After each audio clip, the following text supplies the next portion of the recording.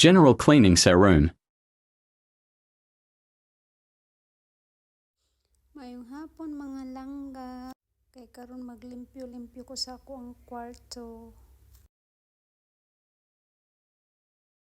Ako siya i-arrange nga nang itsura niya. Kay akong giano kanina gikalat-kalat kaya para i-arrange na ako. Kay nga naman ako ang trabaho every month. Pag dili kayo ko busy. So after na ako naglinis kanina sa taas sa mga kwarto and then sa baba ayan. Po na ko ang ako kay para maka-arrange siya. Dili man gud ko gusto nga dagan kayong mga kalat. So ako siya gi-arrange para nindot tanawon.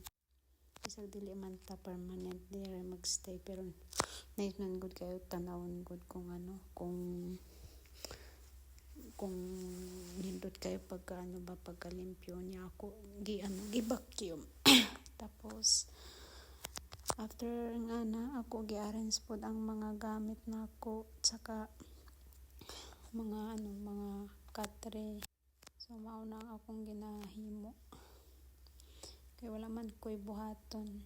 Mao lagi kay akong mga naga wala man pod diri. Kay sayang pod ako ang time no kung ginalingkod-lingkod pod na akong ana na siya karon arrange na kayo siya. Oh, di ba? Sa kwarto na ako na maong akong basing. Gusto kayo ko niya na kay but na lang wala dud siya maingon sa ko in how many years ko dire 6 years na ko dire. So nagpapasalamat pod ko kay nakaamo pod ko ang ani nga kabuotan mag-asawa.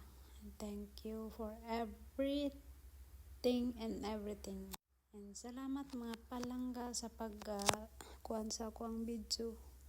Di naman ko sanay mag-voice dili kay karon raman lang ko nag-voice. Salamat and God bless.